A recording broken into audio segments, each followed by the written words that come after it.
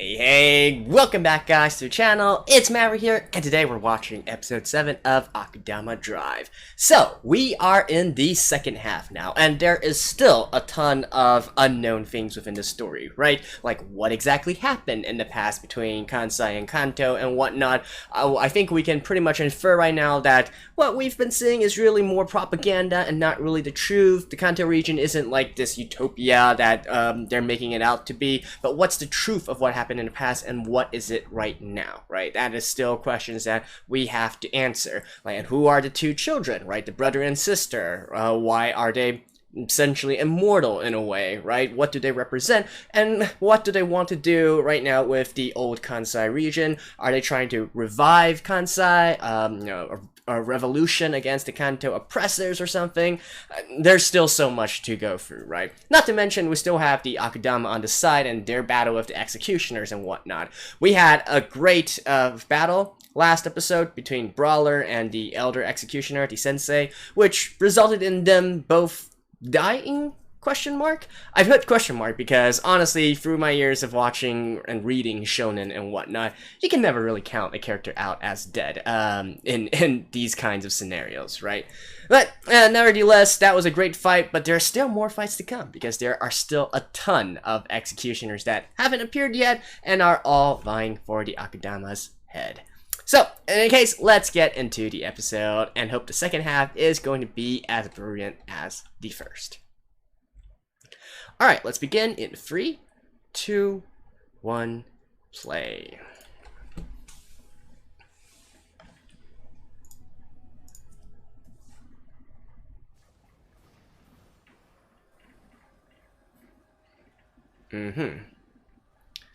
So what are we gonna see?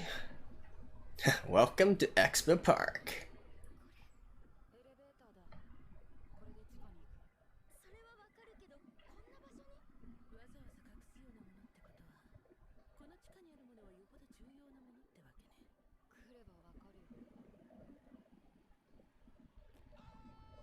Oh, it's Hoodlum.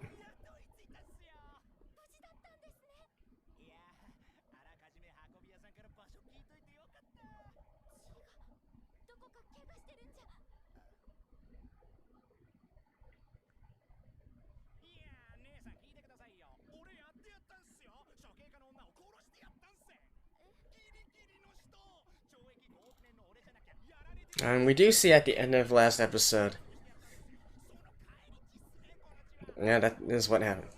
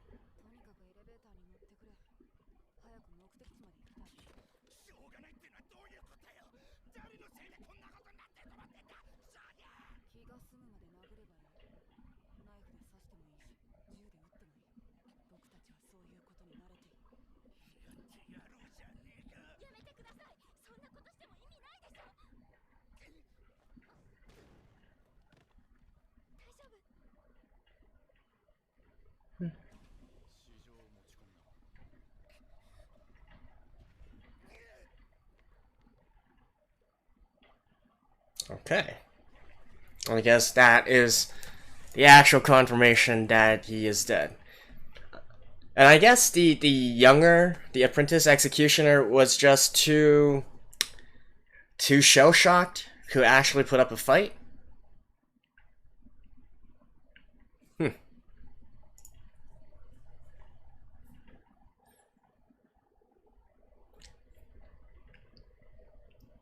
Is that really true, though? Well, oh, kiss me, oh demon.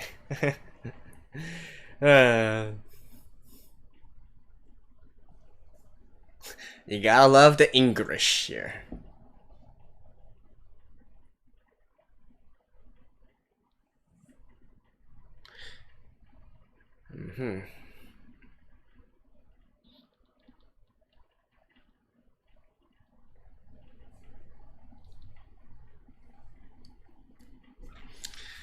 Yeah, it does kind of grow on you. I don't really want it to grow on me, though.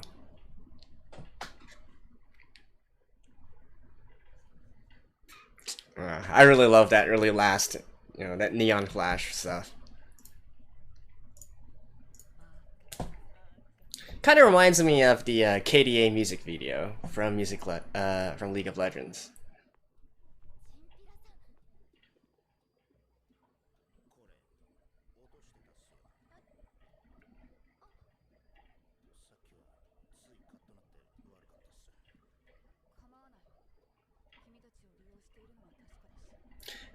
Honestly, ordinary girl, I think you should also scold him. Scold the kid a little bit, right?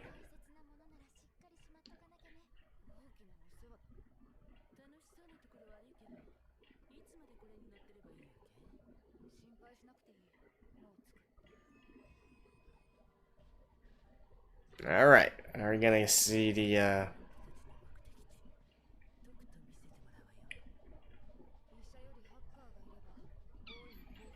oh, is it gonna be a bunch of people? It's gonna be a city? Or is this literally the old expo park? Okay. Yeah, this is literally the old expo park. With all the pavilions and whatnot. And of course, tower.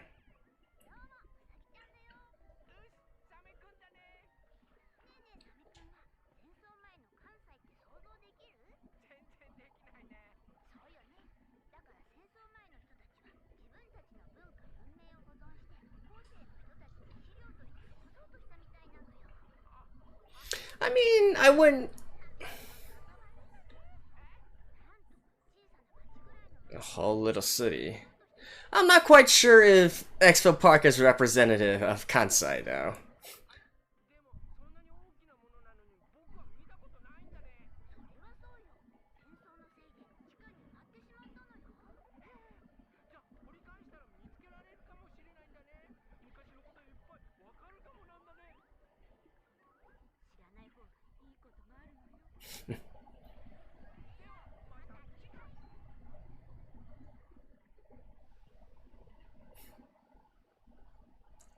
Right.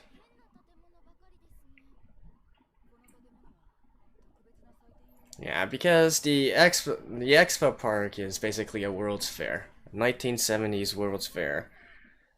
So this is basically from all over the world.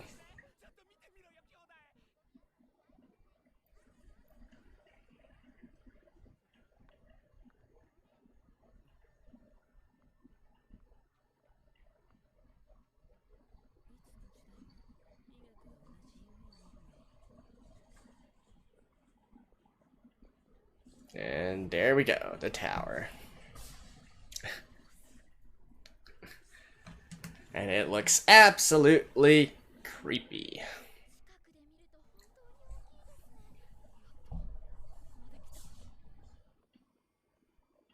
Button.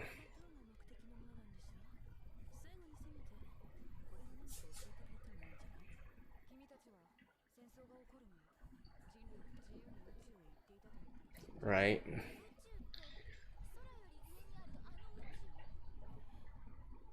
Literally like a year.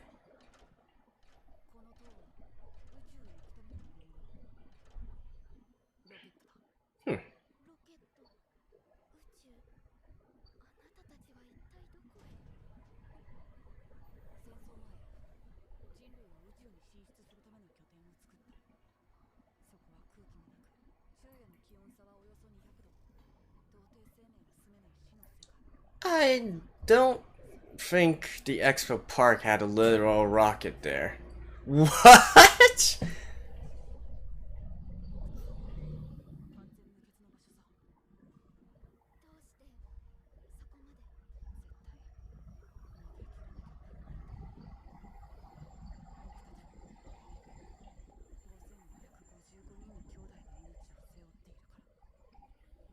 Mm-hmm.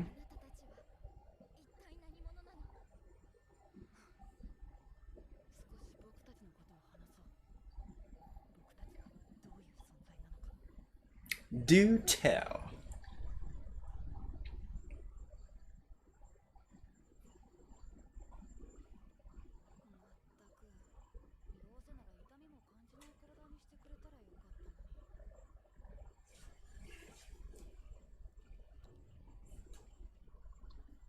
Mm-hmm.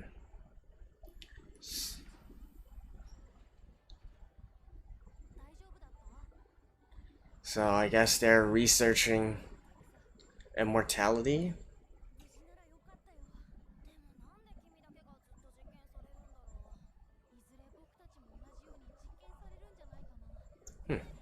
So out of all of this, these people, this is the only one?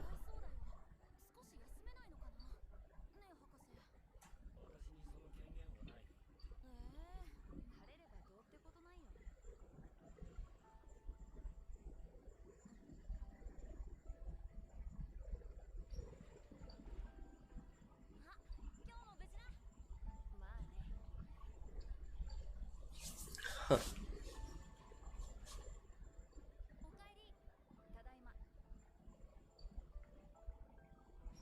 I think that the blood is getting more and more.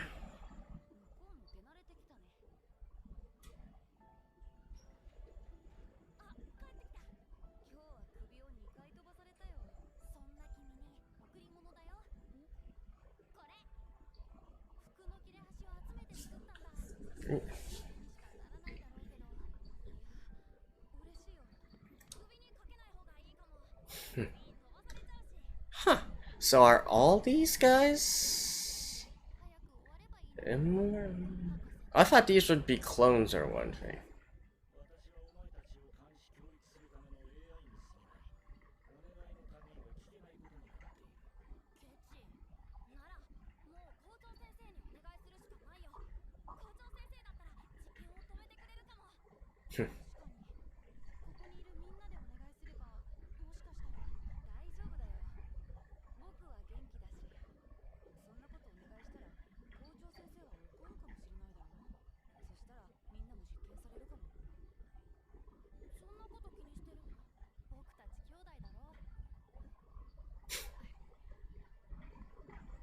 I guess they were made from the same batch of DNA or whatnot.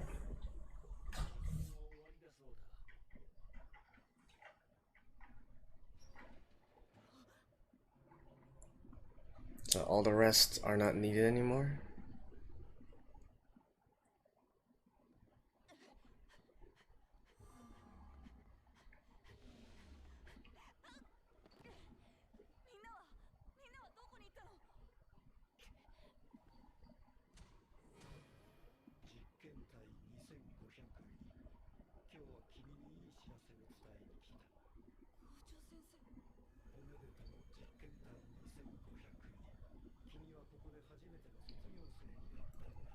First graduate.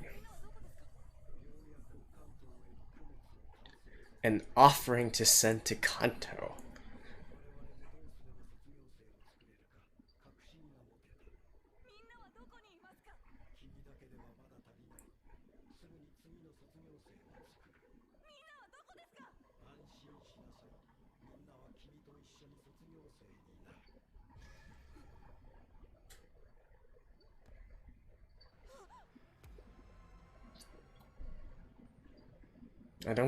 I don't think, are they?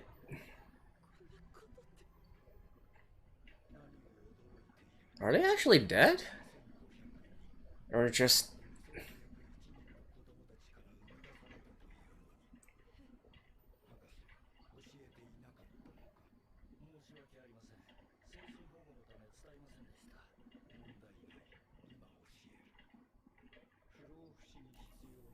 Right, they're testing for immortality.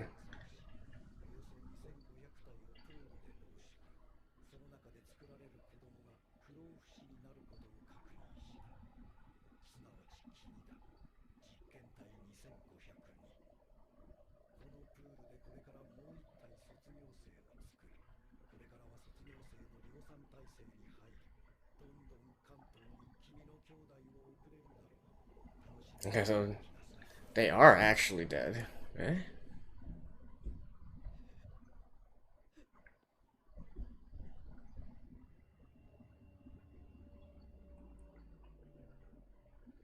And so I guess the girl is the second graduate.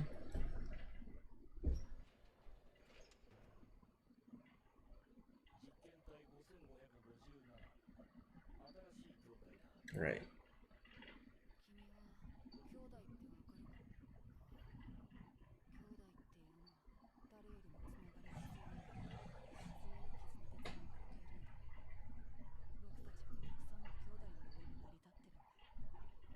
Okay, so when he says he's shouldering 5,555 siblings, he means their legacies, their wills.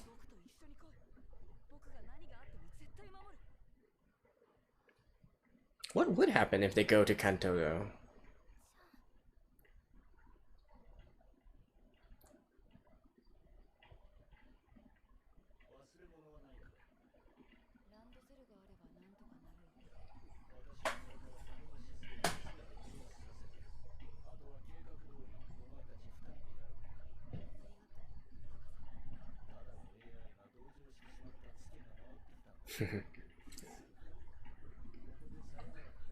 So the professor is helping them.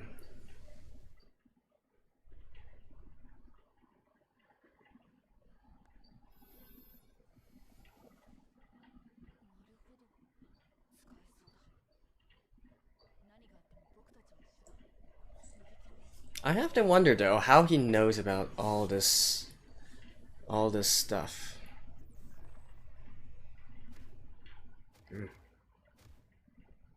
Wow. The entire facility is shut down just to produce these two.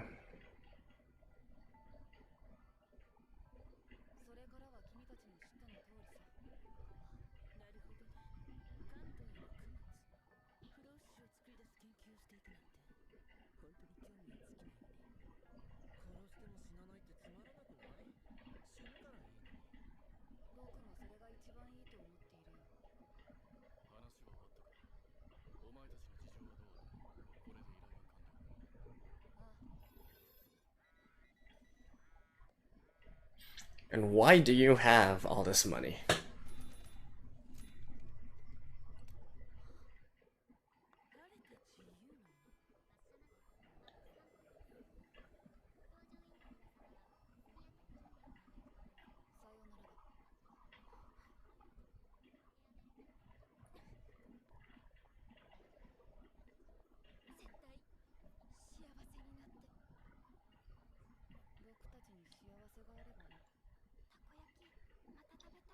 You know, this is absolutely a one-way trip to the moon. There's no way they can get back. But then I guess someday when human civilization gets back to the moon, they'll find these two. Because they can't die, right?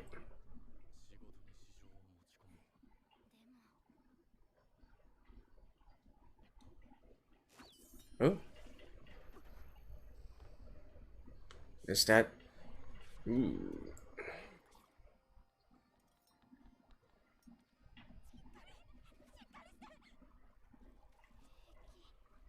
She can't die, right?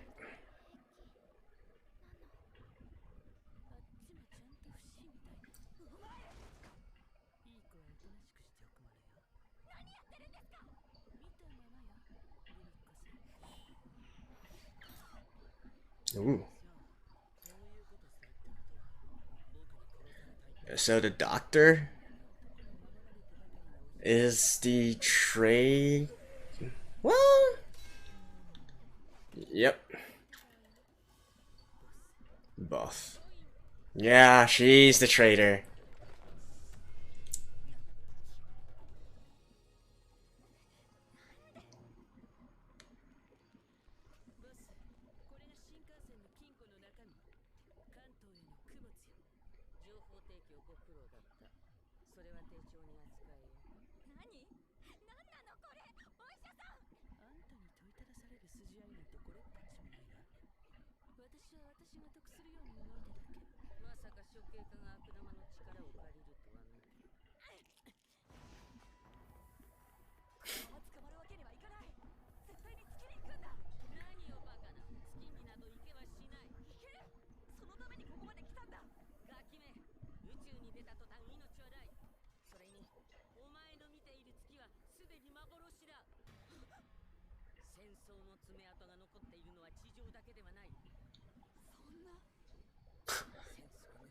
Seriously? What?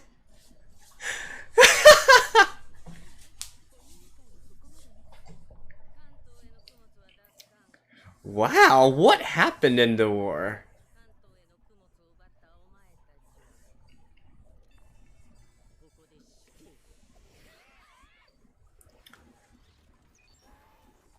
Railgun!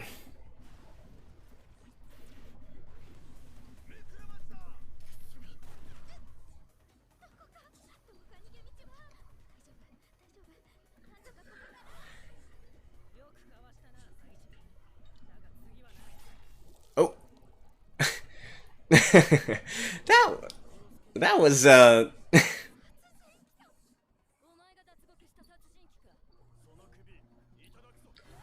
was an interesting sensor there.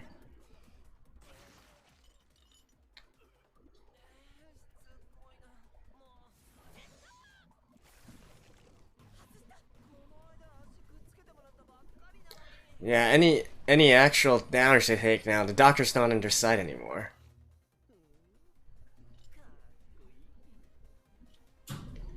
Damn.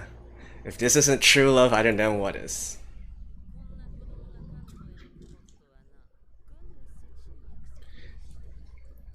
I kind of... Hmm.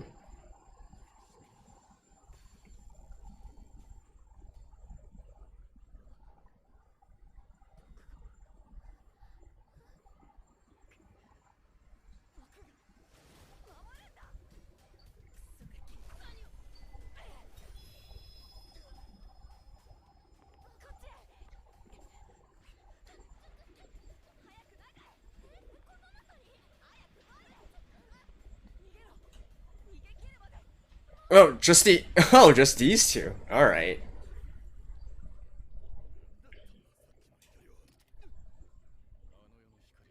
Boom. Nice.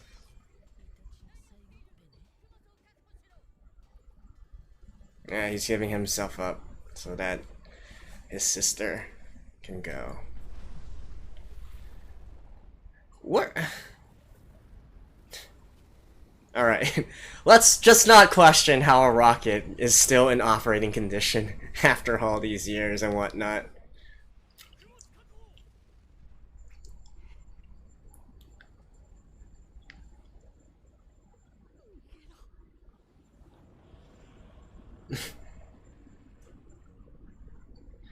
I mean... cool, I guess?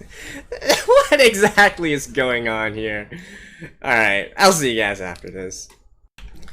Well, that was episode 7 of Akudama Drive, and to be entirely honest, I don't know what the F I am watching right now. This episode was crazy, all over the place, and not necessarily in a good way. Like, sure, it's still entertaining and all that, but to me, there were really too many plot holes and inconsistencies for me to truly enjoy it. Now, I get it, right? This is supposed to be a sort of like an out there kind of anime. It's not supposed to be entirely grounded in pure logic and whatnot, but still, you know, you have to have your limits, right? If you push the boundaries too far, it still takes you out of the anime itself as well, and that's what I feel, what I'm feeling from this episode. Like, I hate to be that guy, but there are a lot of stuff that just plain doesn't make sense, right? And suspension of disbelief can only get you so far. So let's break down some of the main things I have problems with, right? So number one is they are literally in an expo, right? So I'm not going to question like how the entire fairgrounds, how the entire expo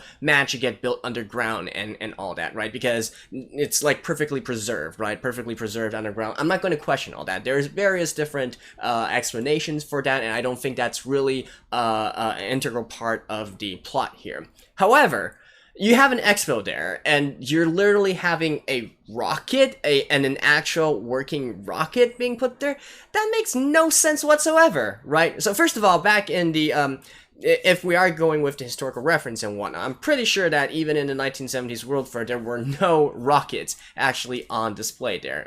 There clearly wasn't, because the way that they made the rocket here is because they turned the Tower of the Sun, right, the most iconic statue from the World Fair 1970, into an actual rocket, right? So clearly this is not historical as well, which is fine. Again, that's fine for me. But the thing is, for there to be a rocket there and for it to be fully functioning as well, like it's fueled, it's in pristine condition, it can actually still take off and go to space and whatnot, like that makes no sense, right? Not to mention that with the way that we saw it, it's clearly operating not in the sort of way that we know it right now, where it's literally sort of a thing that can only be done by certain government agencies and whatnot. In fact, what we saw there was literally such a general public carrying sort of rocket, right? They had escalators leading up to the thing. They had announcement that saying please fasten your seatbelts and whatnot, right? So it's just that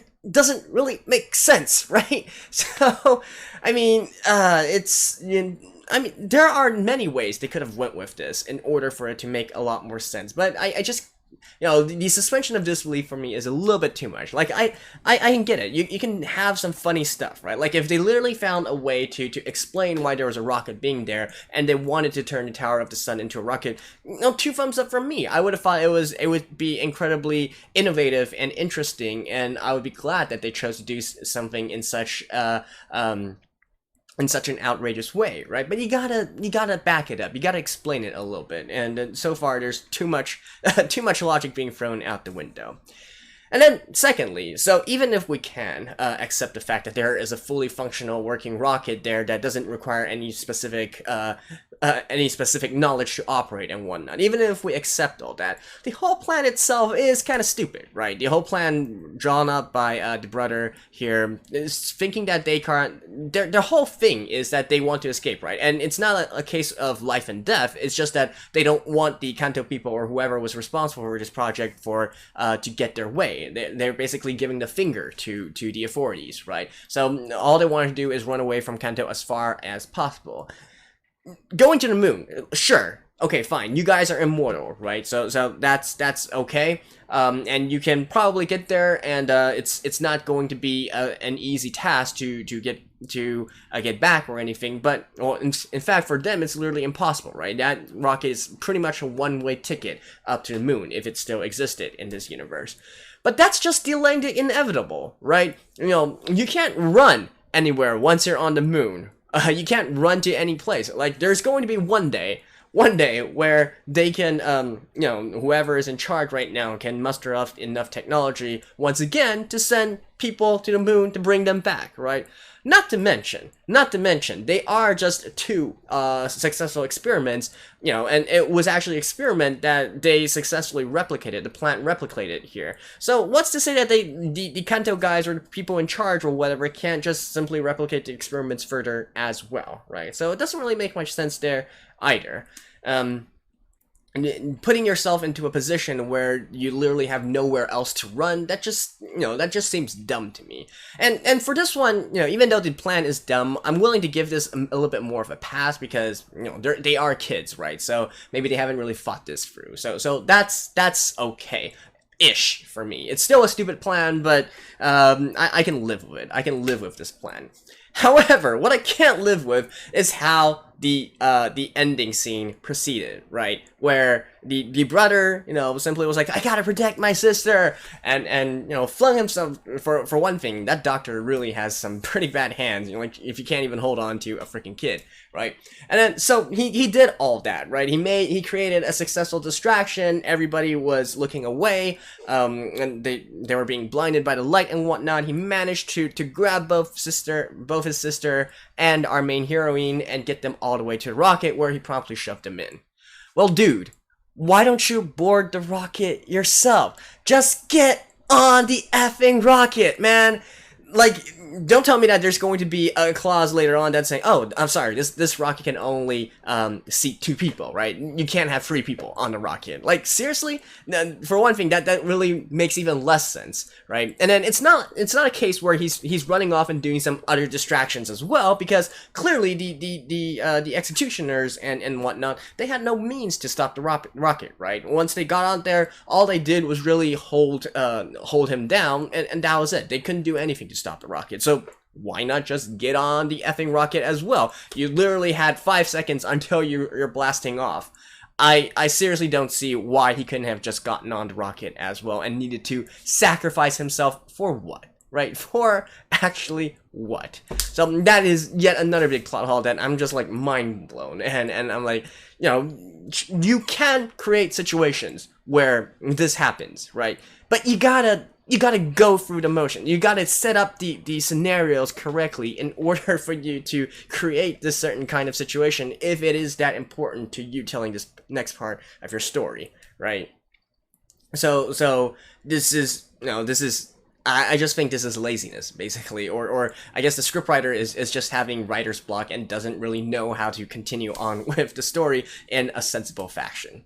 Right. And, okay, well, we're already like 7 minutes into this, but I'm not done yet, because, moving forward, the doctor portrayal also doesn't really make much sense as well. Why? Because she was actually an integral part of the journey for them to get here in the first place, right? It's not like the executioners were thinking, what are these kids up to? They didn't even know they were kids, right? They were literally just like, okay. So it's not like a case where these are 2 kids, they're trying to escape. What exactly is their plan? I must know. Is there like a secret hidden weapon? Is there like a secret facility or something? Lead me to this secret facility and then I will catch you, right? It's not a case of that. Literally, the only thing the executioners are worried of is to they don't even want to know what's inside the package that's being delivered to Kanto. All they wanted to do was ensure that the package could get back and be delivered to Kanto. So, if Doctor had turned anywhere before all that, it wouldn't make sense, because they wouldn't have been able to reach this place without her help in the first place. They wouldn't have been able to get on the train and the Shinkansen in the first place, right? So the only scenario where this makes sense if the doctor literally decided to betray them, or she was contacted by the boss or whatnot, the almost directly before this betrayal, right? So the only place where it could have made sense was after the master executioner died, because remember the scene, especially in the last episode, where the executioner, right, the teacher, the sensei, the master, he was in front of the Akudama and trying to catch all of them, right?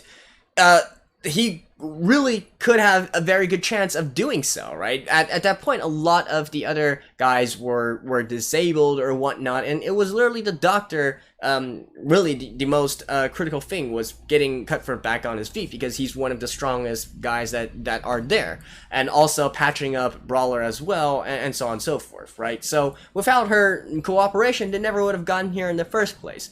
So the only scenario where this makes sense if she was contacted and decided to portray them at the very last moment there, which I guess technically could happen. So once again, this part I will give a bit more of a pass, but I'm just saying that it would have been nice if we could have had a little bit more setup to this entire thing as well. And of course, there's some other minor issues that lots of different anime or works also have. Like, for instance, you literally have a situation where you can ambush the Akudama and whatnot. You have the element of surprise, and then you're choosing to just slowly walk up to them and then, you know, fight hand to hand and whatnot. But again, that's something that I can look over because lots of other works do this as well. So those are my biggest complaints for this episode, particularly in terms of the plot and whatnot. Oh, there is another annoying thing that I want to point out from this episode, and that is the censorship, right? Where we have, particularly in the last few scenes, where Cutthroat is basically going berserk on all the executioners and whatnot. Like, I get it, you can't show too much blood, right? They're willing to show some blood, but they can't show too gruesome a scene here. I think if you really wanted to do something like that, there are other ways to handle the situation instead of like a big, huge ass bar appearing on screen, right? Like that just takes me completely out. You have great animation. I complimented this series literally last episode on having some pretty memorable fight scenes and whatnot, and then in this next episode you have to go in and throw these big black bars to censor the blood and whatnot. Like, come on. And if this is not an original anime thing and this is more of a Funimation thing, then okay, then I misplaced my blame. But if so, then shame on you, whoever is the one doing the censorship and whatnot. Alright, so anyways, that was a long-winded sort of complaint here. And I really don't like to do this too much, but I just feel that, you know, throughout the first 6 episodes, even though it was entirely crazy, I could really enjoy the craziness for just the sake of, you know, of it being an entertaining series, right? But this is the first episode where I feel like, you know, the entertainment level can't really cover up for some of the plot holes and flaws that the story has here. Because otherwise, you know, still, I do like how the story is progressing still, right? We're now seeing that the supposed war between Kanto and Kansai is now larger than ever. It's on a much larger scale than we thought of, because literally even the moon was a casualty of war and whatnot. So maybe this is not just this war was not only localized to Japan, but perhaps the entire world as well, right? That's definitely a mystery here that we'll probably get into in the next few episodes. There are lots of things that we can start thinking about and seeing if it makes sense, right? For instance, the place where the brother and sister came from, you know, that was a plant obviously being made to do these experiments, but it seems that it was completely run by AI in the first place, right? You literally don't see any other humans in there or whatnot. So, and they're literally like also groveling at the prospect of being able to send an offering to Kanto, right? So is it a case where perhaps this is sort of like a Matrix-esque situation and the machines have taken over the world or something like that, right? So the people in charge in Kanto are actually machines, and so on and so forth. Oh man, there's definitely a lot that we can try to guess from this episode and from the developments here, but see, even that doesn't really make sense, because then why would they want to research immortality, right, if you're already a machine? So I don't think that really makes much sense. But in any case, you know, there's a lot of this stuff that we can try to delve into, right? It's still a very interesting setting. It's still a very interesting story.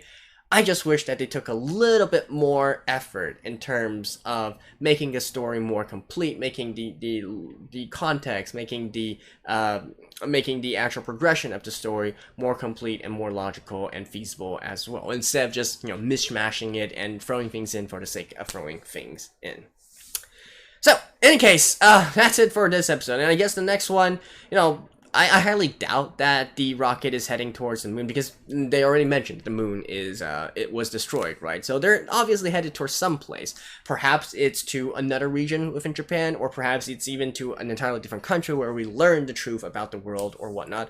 Or hey, perhaps this is a one-way rocket all the way to Kanto, right? That could also be possible, because I do believe that we are going to visit Kanto sometime in the anime, sometime in the future, and see what exactly that place is all about, right? So anyways, still hard to guess like what exactly is going to go on. I mean, don't get me wrong, I'm still enjoying this series. It's just kind of disappointing that a lot of this stuff can't be handled better in a better fashion, because this could have been a great work, right? And instead, you know, we can now definitely say that even if it is great in a lot of aspects, it's definitely a flawed work, right? So I just feel that it's kind of you know, it's kind of a shame is what I'm really trying to say here, because I want to love this series, right? And still my dark horse for the season is just Anyways, I think I've rambled on much enough about my complaints of this particular episode. Hopefully the next one is going to be better, and it'll continue to be better, and we'll get a great story in the end, never to last. So, thank you guys, and you know, if you guys have some other feelings towards this episode or whatnot, do let me know. In any case, thank you guys for watching, and I will see you guys next time. Bye bye.